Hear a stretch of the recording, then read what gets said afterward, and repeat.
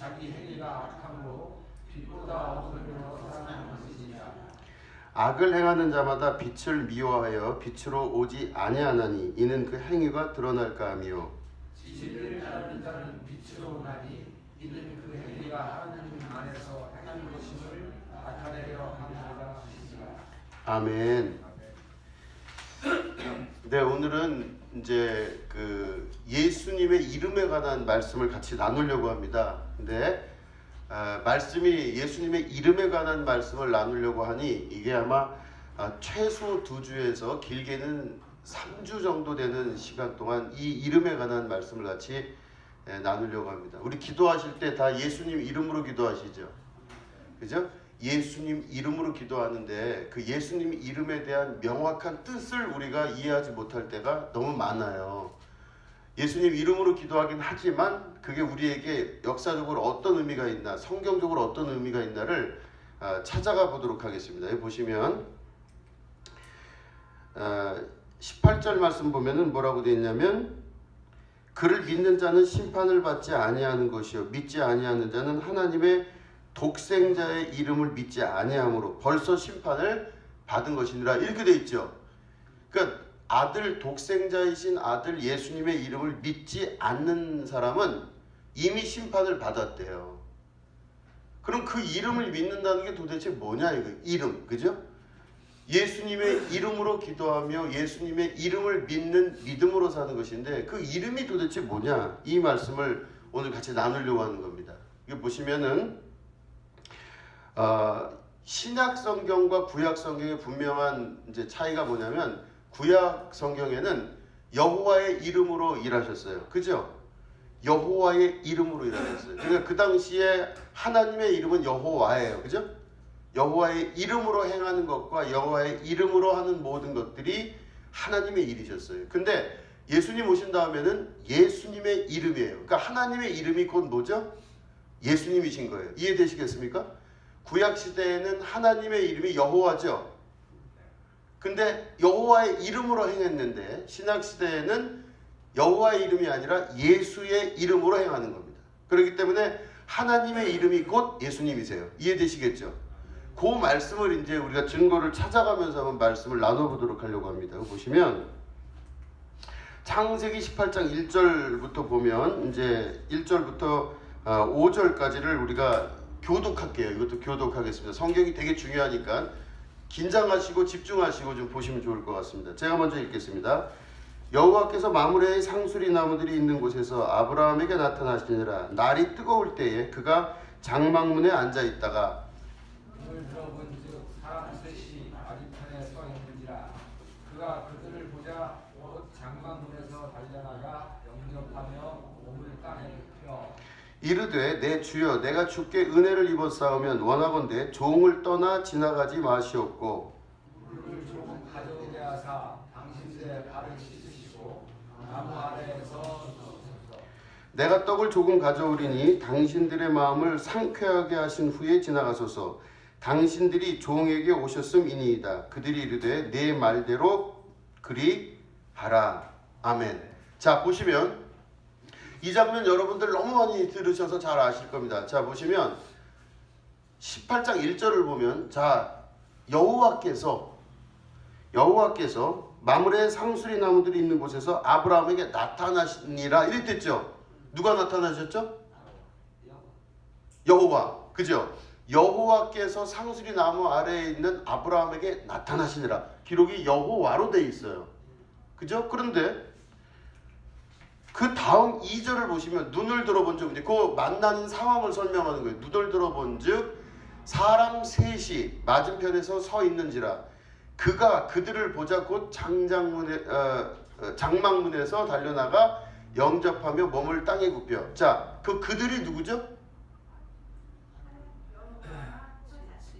다시 다시 여기 1절 창세기 18장 1절 여호와께서 마므리 상수리 나무에 있는 곳에서 아브라함에게 나타나시니라. 날이 뜨거울 때에 그가 장막문에 앉아 있다가 이렇게 됐죠. 그러면 상수리 나무에 앉아 있던 아브라함에게 여호와께서 나타나셨죠 지금. 그죠? 근데 그게 2절로, 이게 1절이에요 지금. 2절로 넘어가면 눈을 들어본즉, 이거는 이제 아브라함의 입장에서 보는 거예요. 아까는 여호와의 입장에서 본 거고 지금 아브라함의 입장에서 본 거예요. 눈을 들어본즉 사람 셋이 그 맞은편에서 서 있는지라 그가 그들을 보잡고 장막문에서 달려나가 영접하며 몸을 땅에 굽혀. 그랬죠. 자, 요거를 추정을 해보시면 여호와께서 나타나셨는데 아브라함의 입장에서 볼 때 뭐였어요? 사람 셋이죠. 다시 돌려야 될 이유가 있을까요? 다시 여호와께서 마므레 쌍수리 나무들이 있는 곳에서, 그죠? 아브라함에게 나타나시니라. 1절, 2절. 아브라함이 눈을 들어본즉, 주어가 아브라함으로 바뀌었어요. 주체가 아브라함이 본즉 사람 셋이 맞은편에 서 있는지라. 그럼 저 사람 셋이 누구예요? 여호와와 천사 2명 아니에요? 여호와 천사. 그러니까 이제 어쨌든 자 볼게요. 그러면 여기서 볼 때 사람 셋이 아브라함의 눈으로 볼 때는 사람 셋인데 여호와 하나님의 입장에서 여호와 하나님이시죠. 어쨌든, 그죠? 요거를 우리가 찾아가기 위해서 지금 이렇게 돌렸다 말았다 하는 겁니다. 자, 보시면, 자, 그래서 이제 3절, 4절, 5절까지 보면 이제 그들을 초청해서 아브라함이 이제 사람 셋을 초청해서 집에 이렇게 모십니다. 그래서 이제 식사를 대접해요.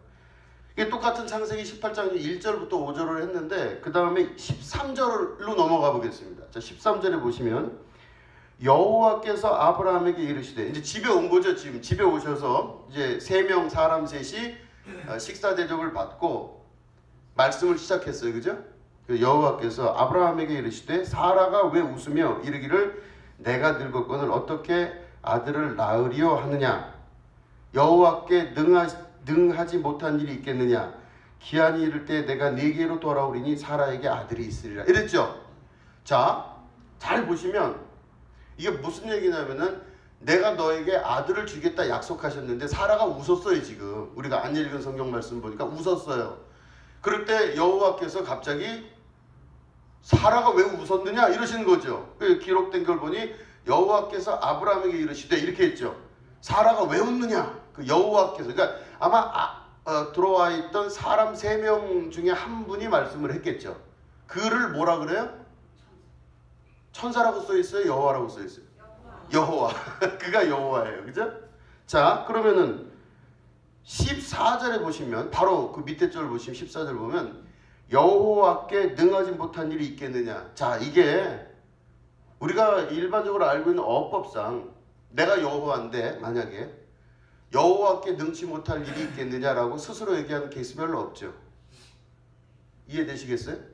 그러면 결국에는 사람 셋이 여호와의 이름으로 와 있는데 여호와라 하나님이라고, 우리 여호와 하나님이라 하신 그 하나님은, 우리 여호와 하나님은 능치 못한 일이 없다고 소개하는 장면이에요. 그죠? 그죠? 이게 사실은 그냥 읽으면 확 지나가지만 분석적으로 읽기 시작하면 굉장히 복잡한 내용입니다. 자, 그러면 여기 앞에 앉아있는 3명이 여호와 하나님이시기도 하고 천사인 것 같기도 하고, 김명옥 권사님 말씀하신 대로 한 명이 여호와이고 2명이 천사일 수도 있죠. 그죠? 모든 가능성을 다 열어놓으시죠. 일단. 그죠? 화나시진 않으신 거죠. 여기서 보시면 알겠지만 그래요. 그럴 때가 많아요. 우리 전체적으로 우리 성도들이 대부분 이렇게 화가 나신 분들이 많아요. 아, 그렇구나. 자, 어쨌든 자, 보시면 이게 이제 지금 우리가 13, 14절 읽었는데 똑같은 18장 이제 15절 빼고 16, 17로 넘어가 보겠습니다. 그 사람들이 거기서 일어나서 소돔으로 향하고 아브라함은 그들을 전송하러 함께 나가니라. 그러니까 이제 소돔으로 2사람이 먼저 간 거예요. 소돔과 고모라 3명 중에서 2명이 가고 나머지 한 분이 남았어요. 근데 그가 누구예요? 여호와라고 기록되어 있습니다. 17절 보니까 여호와께서 이르시되 내가 하려는 것을 아브라함에게 숨기겠느냐 이렇게 말씀하세요. 그죠? 내가 하려는 것을 아브라함에게 숨기겠느냐. 누가? 여호와가. 그죠? 자, 그 다음에 이제 또 헷갈리지만 넘어가시면 18장 20절 21절 보시면 여호와께서 또 이르시되 소돔과 고모라에 대한 부르짖음이 크고 그 죄악이 심히 무거우니 내가 이제 내려가서 그 모든 행한 것이 과연 내게 들린 부르짖음과 같은지 그렇지 않은지 내가 보고 알려 하노라. 이렇게 돼 있죠. 여기 보시면은 20절에 여호와께서 이르시되 내가 소돔과 고모라에 가겠다 그러신 거죠. 그죠? 내가 이제 내려가서 21절 그러니까 내가 이제 내려가서 그러니까 여호와께서 내려가시겠다는 뜻이에요. 아까 갔던 두 명과 여기 남아있는 한 명과의 관계가 아니라 내가 이제 소돔과 고모라로 가겠다 그러니 앞에 간 두 명도 여호와이실 수가 있어요. 그죠? 자, 이래서 제가 세 줄을 계획을 하고 있는 겁니다. 잘 들으시면 이제 이해가 되실 겁니다. 자, 결국엔 뭐냐면은 아브라함에게 나타났던 세 명이라고 하는 이 세 명이 천사라고도 이야기하고 또 성경 말씀을 자세히 보시면 여호와이세요. 그죠? 여호와는 곧 하나님이시죠. 이 부분에 대한 명확한 이해들이 지금 필요합니다. 우리 요한복음 3장 22절 23절을 보시면 그 사람들이 거기서 떠나 소돔으로 향하여 가고 아브라함은 여호와 앞에 그대로 섰더니 요 장면 때문에 나머지 한 명을 여호와라 그러는 거예요. 그죠? 김명구 사님 말씀하신 요한복음 때문에 그렇게 된 거예요. 그래서 보면 나머지 두 명은 소돔과 고모라라고 하고 여호와 앞에 아브라함이 딱 둘이 마주 서서 있는 거예요. 지금 아브라함이 가까이 나아가 이르되 주께서 의인을 악인과 함께 멸하려 하시나이까. 그러니까 소돔과 고모라에 몇 명이 남았는지 의인이 몇 명인지에 따라서 소돔과 고모라를 멸망하겠느냐 안 하겠느냐 이 실랭이를 하는 게 두 명은 먼저 가고 나머지 한 명이 남았다라고 하는 요한복음의 기록으로 인하여 그렇게 이야기를 하는 겁니다. 그죠? 그런데 요한복음은 그렇게 기록을 했지만 실제적으로 창세기 18장을 보면 여호와 하나님이 3명 중에 2명인지 1명인지는 그 창세기를 보면 사실은 3명 전체일 수도 있고 1명일 수도 있다. 그죠? 왜 그것 때문에 그래요? 아까 말씀드린 대로 소돔과 고모라의 이 죄악이 말로 다 할 수 없으니 그거를 내가 보러 가겠다 그러셨잖아요. 그죠? 그게 2명 떠난 자가 아니라 남은 1명이 이야기했다고 우리는 믿고 있지만 사실은 전체 맥락으로 봤을 때는 이 모든 사람들이 한꺼번에 보러 가겠다라고 하는 의지가 더 커요. 이해되시겠죠? 그 말은 여호와 하나님이 3분일 수도 있고 1분일 수도 있는데 요한복음의 기록을 보니 1명은 여호와고 2명은 천사더라. 이렇게 추정을 하는 것 뿐입니다. 이제 뭐가 맞다고 볼 수는 없어요. 이해되시겠죠?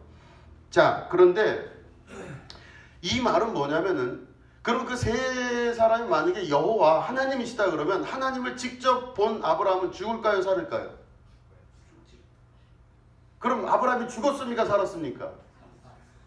그럼 앞에 있는 여호와는 하나님이에요? 아니에요?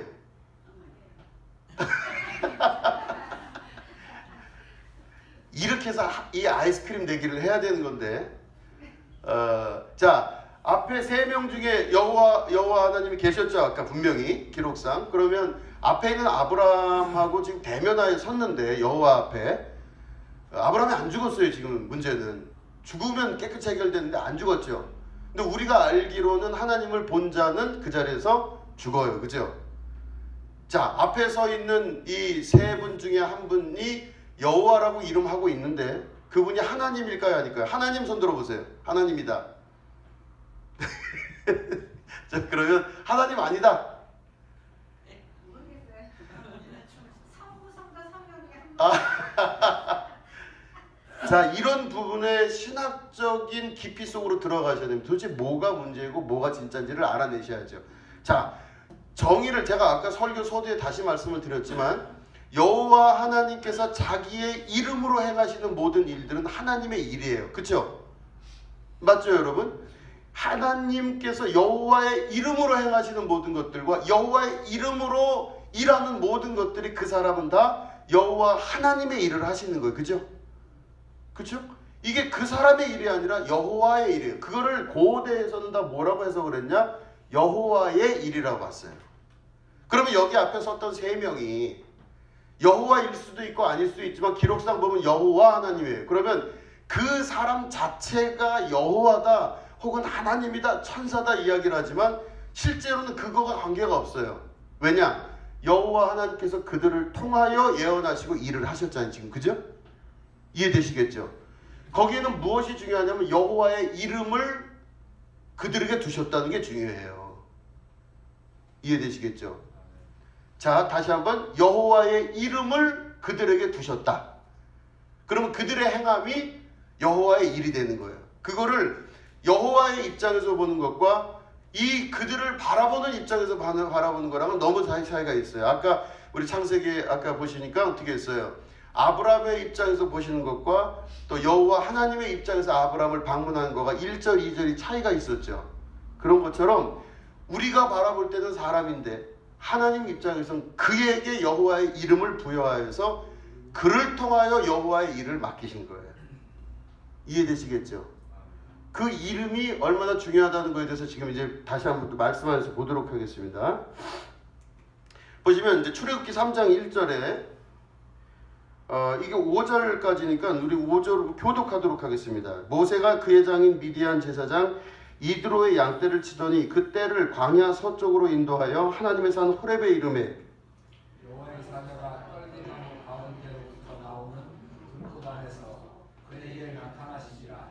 그가 보니 떨기나무에 불이 붙었으나 그 떨기나무가 사라지지 아니하니라. 이에 모세가 이르되 내가 돌이켜 가서 이 큰 광경을 보리라. 떨기나무가 어찌하여 타지 아니하는고 하니 그때에 여호와께서 그가 보려고 돌이켜 오는 것을 보시니라. 하나님이 떨기나무 가운데서 그를 불러 이르시되 모세야 모세야 하시매 그가 이르되 내가 여기 있나이다.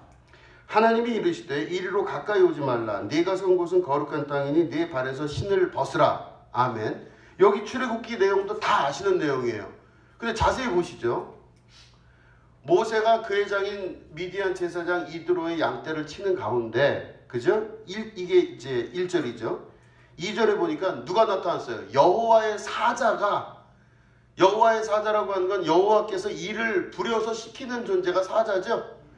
여호와의 사자가 떨기나무 가운데로부터 나오는 불꽃 안에서 그에게 나타나신 거죠. 자, 그러면 불꽃 안에 있으신 그분이 여호와예요? 여호와의 사자예요? 그죠? 이건 의심 없이 여호와의 사자죠.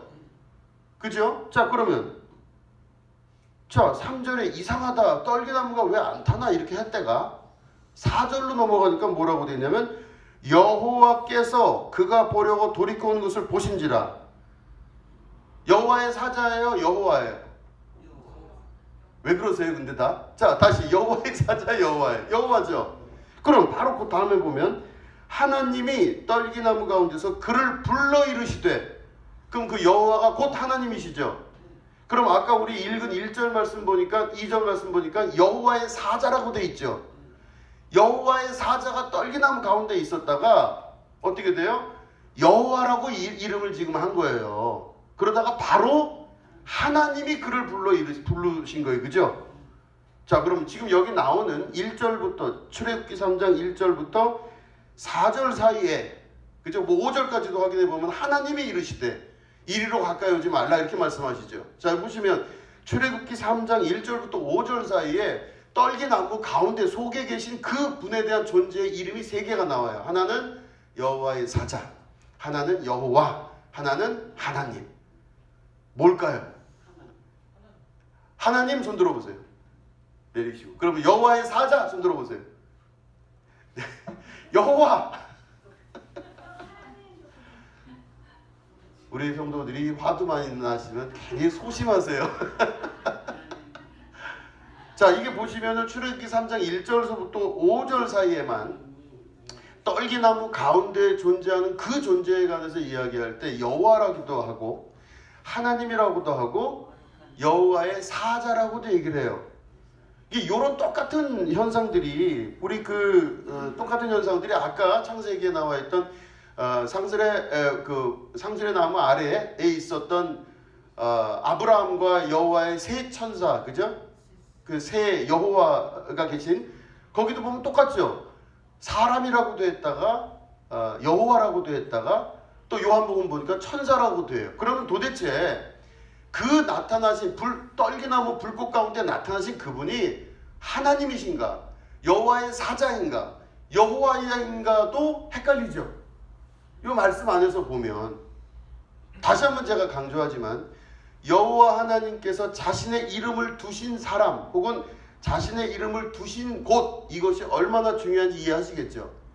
그 사람이 똑같은 사람일지라도 여호와께서 자신의 이름을 두셔서 행하시는 모든 것들은 여호와의 일이에요. 그죠? 그럼 이해가 좀 빠르시죠? 이해되시죠? 자, 그러면 요거를 신약 성경에서는 또 어떻게 이해하겠냐? 사도행전 7장 30절에 보면 이렇게 말씀하죠. 40년이 참에 천사가 시내산 광야 가시나무 떨기불꽃 가운데서 그에게 보이거늘. 여기 뭐라고 되어 있어요? 천사. 아까는 여호와의 사자, 여호와 하나님. 이번엔 신약 성경엔 천사라고 되어 있어요. 이게 도대체 뭘까?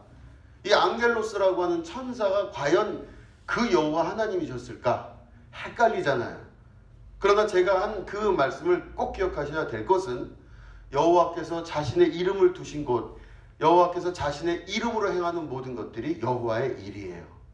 우리 하나님은 전지전능하셔서 그리고 무소부재하시기 때문에 하나님의 이름을 두신 곳이 거룩한 장소가 됩니다. 이해되시겠어요? 그죠? 그 이름의 권능과 그 이름의 권위가 있다고 하는 뜻이에요. 그죠? 그분의 이름 하나만 가지고도 엄청난 역사가 나타나는 겁니다. 자, 보시면 그렇기 때문에 제가 이 하나님의 이름을 두신다고 하는 그 이야기가 얼마나 중요하냐면 신명기 12장 보겠습니다. 여긴 같이 읽겠습니다. 시작. 너희는 너희의 하나님 여호와께서 자기 이름을 두시려고 택하실 그곳으로 모두 가지고 갈지니 그건 너희의 번제와 너희의 희생과 너희의 11조와 너희 손의 거제와 너희가 여호와께서 원하시는 모든 아름다운 서울물을 가져가고 너희와 너희의 자녀와 노비와 함께 너희의 하나님 여호와 앞에서 즐거워할 것이요 내 성중에 있는 레위인가도 그리할지니 레위인은 너희 중에 분깃이나 기업이 없음이니라. 아멘. 여기 보시면 너희는 너희의 하나님 여호와께서 자기 이름을 두시려고 택하실 그곳이라 그랬죠. 이게 뭐냐면은 결국 가나안 땅에 대한 소망이죠. 하나님의 나라, 하나님의 이스라엘, 그죠? 하나님의 성소, 하나님의 예루살렘 성전을 말하는 것입니다. 그러면 여호와께서 그곳에 자기의 이름을 두시려고 하는 그곳으로 가라 이 뜻이에요. 그러면 그곳은 하나님이 거기에 거하시거나 하나님이 거기에 계신 것이 아니라 그 이름을 두시려고 하는 곳이에요. 이해되시겠죠?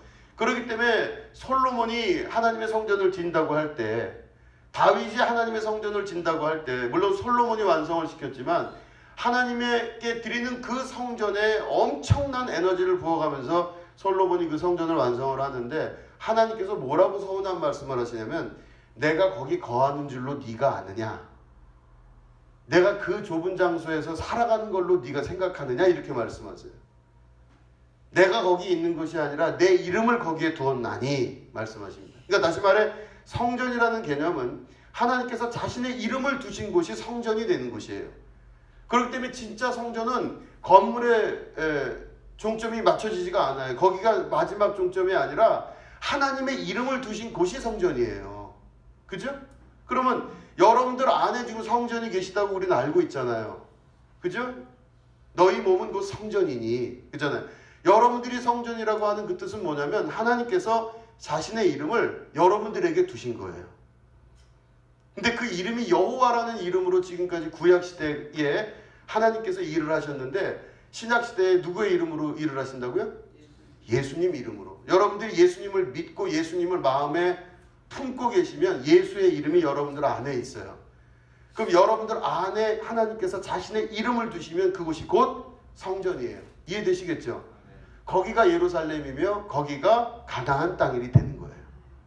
이해되시겠죠? 자, 그러면 그 보시면 지금 신명기 12장 11절 12절을 읽었는데 우리 또 조금 더 확인을 해보죠.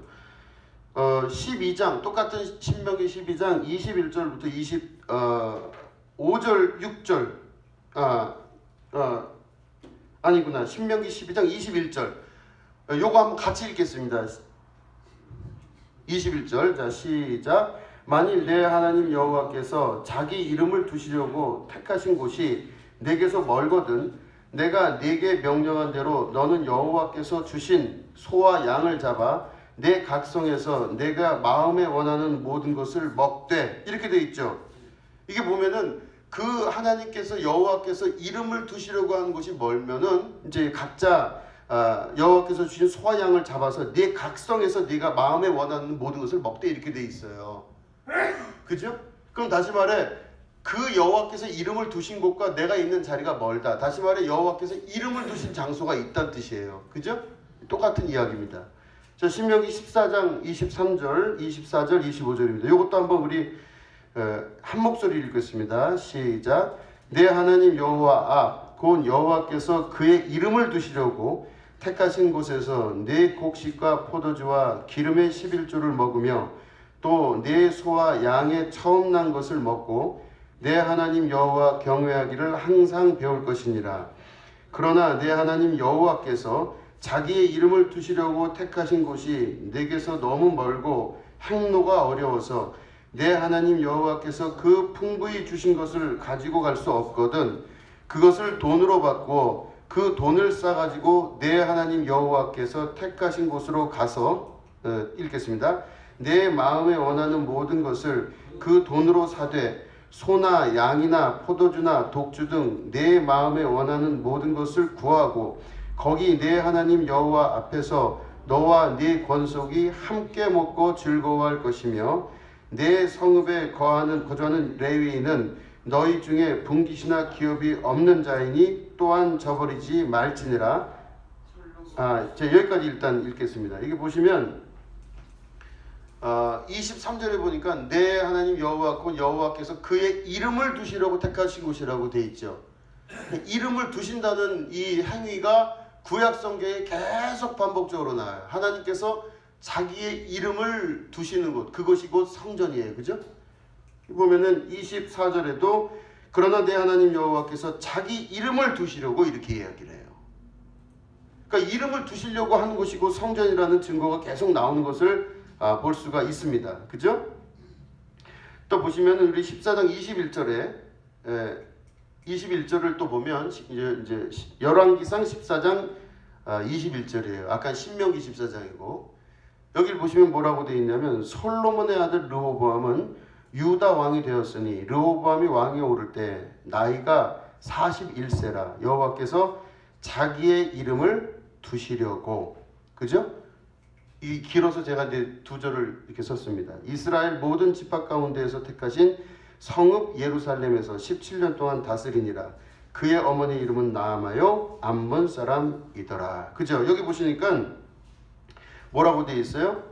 솔로몬의 아들 르호보암이 유다 왕이 되었는데 르호보암이 왕에 오를 때 나이가 41세인데 여호와께서 자기의 이름을 두시려고 그죠? 자기의 이름을 두시려고 이스라엘 모든 지파 가운데서 택하신 성읍 예루살렘이라고 되어 있어요.